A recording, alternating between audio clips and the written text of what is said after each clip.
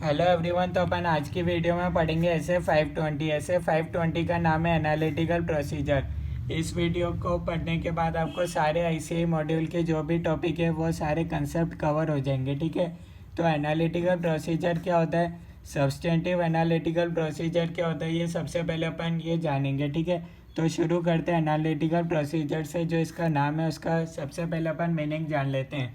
Analytical procedure का क्या मतलब होता है। ठीक है। जब हम financial data non financial data compare करके एनालाइज करके कंक्लूजन ड्रॉ करने का ट्राई करते हैं। ठीक है। Financial and non financial data को कंपेयर करके और उसको एनालाइज करके कंक्लूजन ड्रॉ करने का ट्राई करते हैं। ठीक है।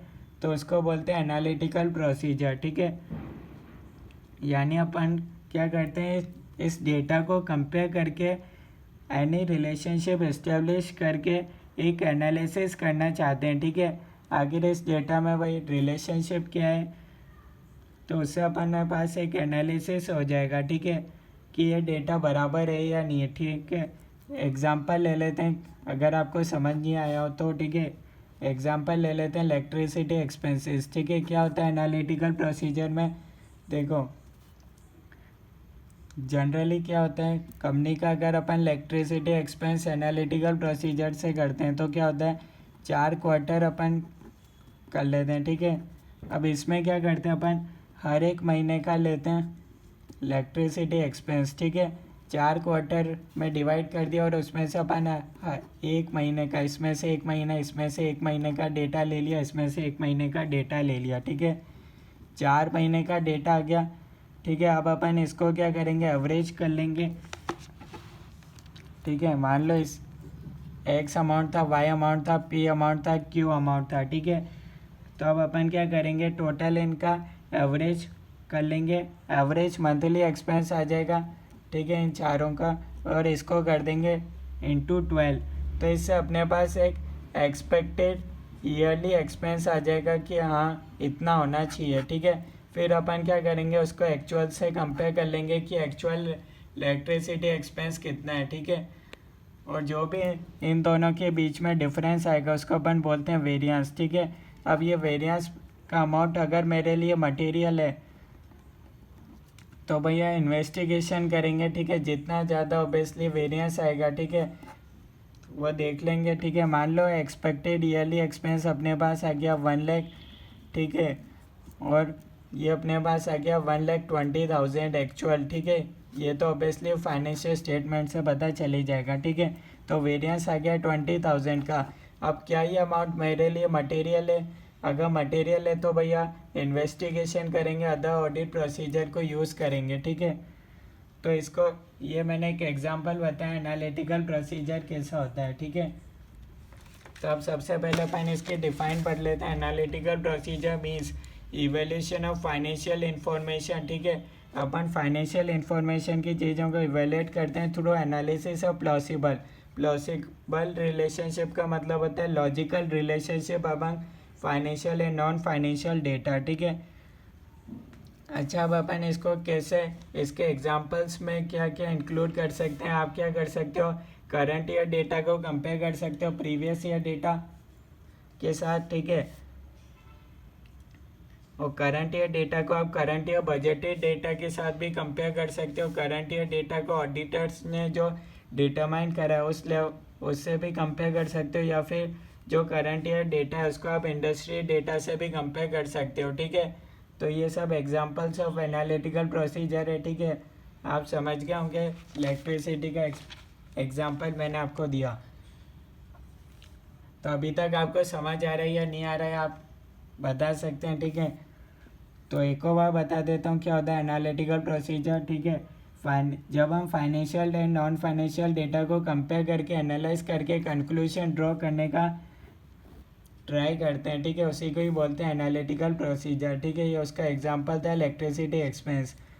अदरवाइज़ क्या होता है, जब आपने एनालिटिकल प्रोसीजर नहीं पढ़ा होता है तो आप कैसे कर सकते हो, टेस्ट ऑफ डिटेल्स के बेसिस पर आपने पढ़ा होगा अभी तक, क्योंकि ये तो अभी तक आपके लिए नया है। तो आप कैसे करते थे, इसके अलावा एक और मेथड क्या है, आप टेस्ट ऑफ डिटेल से कर सकते हो, सैम्पल्स ड्रॉ कर सकते हो। ठीक है। सैंपल्स के बेसिस पर ट्राई कर सकते हो, ठीक है। यहाँ तक आपको कोई डाउट है तो बता सकते हो, ठीक है। अब ऑब्वियसली तो यहाँ तक कोई डाउट है तो आप बता सकते हो, अदरवाइज अपन आगे बढ़ते हैं, ठीक है। अब एनालिटिकल प्रोसीजर 3 स्टेज में होता है, एक होता है प्लानिंग स्टेज में, एक होता है एग्जीक्यूशन स्टेज में और एक होता है कंप्लीशन स्टेज में। एग्जीक्यूशन स्टेज को एक और बोलते हैं टेस्टिंग स्टेज और प्लानिंग स्टेज को बोलते हैं प्रीलिमिनरी एनालिटिक्स, ठीक है। ये वर्ड आ जाए तो आपको ध्यान रखना है, इसका मतलब ही प्लानिंग है। टेस्टिंग आ जाए तो कंप्लीशन है, टेस्टिंग का मतलब एग्जीक्यूशन है और एक होता है। तो 3 स्टेज में होता है एनालिटिकल प्रोसीजर, ठीक है। प्लानिंग स्टेज में क्या होता है, अपन क्या करते हैं, करंट ईयर डेटा को कंपेयर करते हैं प्रीवियस ईयर डेटा के साथ, ठीक है। ऑब्वियसली हर एक इनकम एंड एक्सपेंडिचर में अपन देख लेते हैं उसको करंट ईयर, जैसे कि आप देख सकते हो कोई सा भी आप खर्चा अज्यूम कर सकते हो। मैं आपको बता देता हूँ एक एग्जांपल लेके, जैसे कि ऑब्वियसली पेरोल एक्सपेंस देख सकते हो, ठीक है, उसको कंपेयर कर सकते हो लास्ट ईयर डेटा के साथ। ऐसे ही और भी जो भी एक्सपेंस है उसको आप कंपेयर कर सकते हो, लाइट एक्सपेंस कर सकते हो, ठीक है। ये सारे एक्सपेंस आप क्या करोगे, प्रीवियस ईयर डेटा के साथ कंपेयर करते हो, ठीक है। ऑब्वियसली एग्जांपल बताया था, आप इंडस्ट्री डेटा के साथ भी कर सकते हो वगैरह इंक्लूड होता है, ठीक है। इसमें प्रॉफिट को भी कंपेयर कर सकते हो, करंट ईयर इतना था, लास्ट ईयर इतना था, ठीक है। अगर वेरिएंस आता है दोनों के बीच में तो आप इन्वेस्टिगेशन कर सकते हो। तो यहाँ अपन को पता चल जाएगा। ये सब करने के बाद ऑब्वियसली जिसके अंदर ज़्यादा वेरिएंस आएगा, ठीक है, ऐसे सब का करेंगे और जिसके अंदर ज़्यादा वेरिएंस आएगा उसके अंदर अपन को पता चल जाएगा रोम हाई है, रिस्क ऑफ मटेरियल में स्टेटमेंट हाई है। इसका मतलब क्या, अपन क्या करेंगे उसके अंदर टेस्ट ऑफ डिटेल्स, फिर आधा प्रोसीजर यूज़ करेंगे अपन, सैम्पल्स बेसिस पर कर सकते हैं और उसके अंदर डिटेल इन्वेस्टिगेशन करेंगे, ठीक है। कहने का मतलब ये है, ठीक है। तो प्लानिंग स्टेज में आप क्या करते हो, करंट ईयर डेटा को कंपेयर करते हो प्रीवियस ईयर डेटा के साथ, ठीक है। एग्जीक्यूशन स्टेज में क्या होता है, यहाँ आप अमाउंट चेक करते हो, ठीक है। अब इनमें से एक आपके पास आ जाएगा, जैसे कि आपके पास आ गया पेरोल एक्सपेंस में आपको ज़्यादा वेरिएंस मिल गया, तो यहाँ आप क्या करोगे, पेरोल एक्सपेंस के बारे में डिटेल में चेक करोगे, ठीक है। अगर आपको लग रहा है वेरिएंस सिग्निफिकेंट है, उसके बारे में इन्वेस्टिगेशन करना चाहिए, तो आप क्या करोगे, टेस्टिंग स्टेज में पेरोल ले लोगे, ठीक है। इसमें अपन करते हैं अमाउंट चेक, ठीक है। और इसी को ही बोलते हैं अपन सब्सटेंटिव एनालिटिकल प्रोसीजर। यहाँ ऊपर लिखा था ना इस क्योंकि यहाँ अपन as an substantive procedure use कर रहे हैं, अमाउंट चेक कर रहे हैं, ठीक है। इसलिए ऑब्वियसली एग्जांपल ले लेते हैं आईटी कंसल्टिंग कंपनी, ठीक है। इसमें क्या होता है, मेजर एक्सपेंस क्या होता है कंपनी का, पेरोल एक्सपेंस होता है, ठीक है। अब पेरोल एक्सपेंस क्यों होता है मेजर एक्सपेंस, आईटी कंपनी में ऑब्वियसली बढ़िया एम्प्लॉय होंगे तो सर्विस भी उतनी बढ़िया कंपनी देगी, तो इसलिए ये जनरली ये होता है कि पेरोल एक्सपेंस एक सिग्निफिकेंट होता है। तो यहाँ अपन देखेंगे रिलायबल ऑडिट एविडेंस देखेंगे अबाउट फाइनेंशियल स्टेटमेंट्स, ठीक है। यहाँ अपन अमाउंट चेक करते हैं। अब इसका डिटेल में देखते हैं अमाउंट कैसे चेक होता है, ठीक है। यहाँ आपके पास होते हैं जैसे कि 2 ऑप्शन ले लेते हैं अपन। एक क्या कर सकते हो, अब आपको payroll expense IT consulting company का चेक करना है तो क्या करते हो, एक तो आप ऑब्जर्वेशन कर सकते हो last 5 year audited financial statements में से डेटा ले सकते हो, ठीक है। और यहाँ आप रिलेशनशिप ड्रॉ कर सकते हो कि पेरोल एंड रेवेन्यू के बीच में कितना परसेंटेज रिलेशन है। मान लो रेवेन्यू का 60% आपका पेरोल में जाता है, तो इस लास्ट 5 ईयर का देखकर आपने ये रिलेशनशिप ड्रॉन करा, ठीक है। तो अब आप क्या करोगे, करंट ईयर में जो भी रेवेन्यू होगा उसका 60% देखोगे कि हाँ वाकई में इतना है या नहीं है। फिर अगर वेरिएंस आया, अगर सिग्निफिकेंट हो गया वो वेरिएंस अमाउंट, तो आप इन्वेस्टिगेशन करोगे, ठीक है। जैसे कि मान सकते हो, अगर एग्जांपल मैं अमाउंट भी बता दूं तो एक्चुअल आपका करंट ईयर का आया 60 करोड़, ठीक है, और आपका एक्चुअल ले लेते हैं 54 करोड़ आया, ठीक है, और आपका एक्सपेक्टेड आया, ये सब ड्रॉ 60% करने के बाद आया आपका 60 करोड़, ठीक है। अब यहाँ आपका 6 करोड़ का वेरिएंस आ गया, तो अब आपको देखना है क्या ये अमाउंट आपके लिए सिग्निफिकेंट है या नहीं। अगर सिग्निफिकेंट है, वेरिएंस सिग्निफिकेंट है, तो आपको इन्वेस्टिगेशन करना पड़ेगा। और एक ऑप्शन आपके पास क्या हो सकता है इस अमाउंट टेस्टिंग के लिए, वही Q1, Q2, Q3, Q4 का पेरोल एक्सपेंस ले लो करंट ईयर में, ठीक है। अब आपको देखना है या नंबर ऑफ एम्प्लॉयज़ तो सेम है ना, एडिशन डिलीशन तो ओबियसली इसमें भी आपको देखना पड़ेगा नंबर ऑफ एम्प्लॉयज़ में, ठीक है, नंबर ऑफ एम्प्लॉयज़ में एडिशंस डिलीशंस, ठीक है। वो सब करने के बाद आप क्या करोगे, एवरेज मंथली पेरोल एक्सपेंस निकालोगे, इंटू 12 कर लोगे, तो यहाँ आपके पास एक्सपेक्टेड ईयर पेरोल एक्सपेंस आ जाएगा, फिर उसको एक्चुअल के साथ कंपेयर कर लोगे। तो इस तरीके से होता है अमाउंट टेस्टिंग एनालिटिकल प्रोसीजर में। यहाँ तक कोई डाउट है तो बता सकते हो,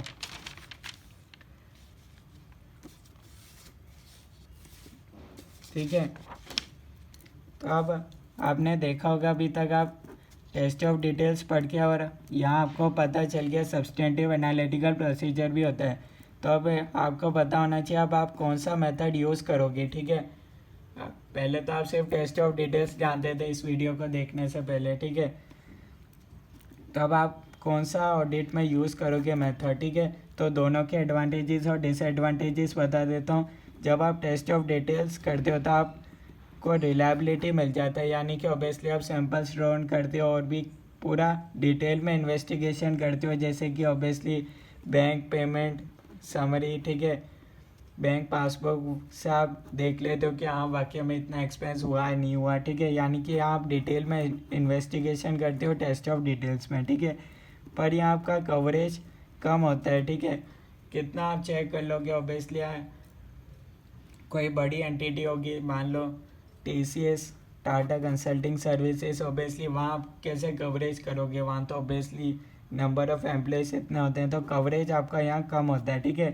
पर यहाँ आपका एडवांटेज सब्सटेंटिव एनालिटिकल प्रोसीजर में कवरेज ज़्यादा हो जाता है, क्योंकि अपन क्वार्टर वाइज ही इतना निकाल लेते हैं या फिर इसमें कर लेते हैं, तो कवरेज अपन बहुत ज़्यादा कवर कर लेते हैं, पर रिलायबिलिटी में डाउट आ जाता है। डिसएडवांटेजेस उसका रिलायबिलिटी है कि ये डेटा रिलायबल है या नहीं है, ठीक है। क्योंकि वेरिएंस अगर 6 करोड़ आ गया तो अभी आपको देखना पड़ेगा कितना डिफरेंस आ रहा है, तो ये एक्सेप्टेबल है या नहीं है, ठीक है। तो अब ऑडिटर को क्या करना चाहिए, इसका कॉम्बिनेशन में यूज़ करना चाहिए, यानी कि दोनों यूज़ करने चाहिए, ठीक है, एक के भरोसे नहीं रहना चाहिए। और जब भी ऑडिटर को लगे किसी एरिया में रोम हाई है, तो उसको क्या करना चाहिए, टेस्ट ऑफ डिटेल्स पर ज़्यादा फोकस करना चाहिए। दोनों यूज़ कर सकता है, पर टेस्ट ऑफ डिटेल्स पर ज़्यादा फोकस करना चाहिए अगर रोम आई है तो, ठीक है।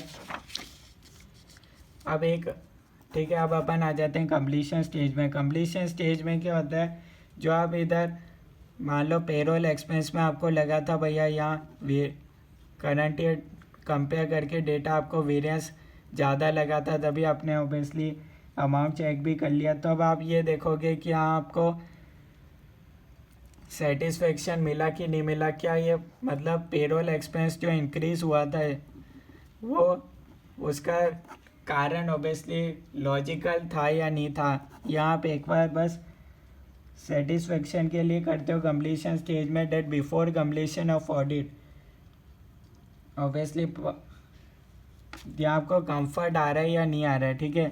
जो भी इधर आपको जिसमें भी ज़्यादा वेरिएंस मिला उसमें आपको टेस्टिंग करी, फिर आपको कंफर्ट आ रहा है या नहीं आ रहा है, या आप एक बार चेक करते हो बिफोर कंप्लीशन ऑफ ऑडिट, ठीक है। तो ये कुछ नहीं होता, एक्सटेंशन होता है प्रीलिमिनरी एनालिटिक्स का, ठीक है। तो इसमें बस आपको कंफर्ट आ जाना चाहिए, जो भी आपको जिसमें वेरिएंस ज़्यादा मिला date before completion of audit, उसमें आपको सेटिस्फेक्शन है, कंफर्ट है या नहीं है, ठीक है। तो ये बस इतना ही है, ठीक है। अब अपन देखते हैं सब्सटेंटिव एनालिटिकल प्रोसीजर एग्जीक्यूशन में, ठीक है। इसकी मैं आपको हेडिंग बता देता हूँ क्या है, तो आपको याद रहेगा। इसका हेडिंग है analytical procedure used as substantive test, ठीक है। अपन ये पढ़ रहे हैं, ठीक है। अब सबसे पहले इसके लिए 4 पॉइंट दे रखे हैं, ठीक है।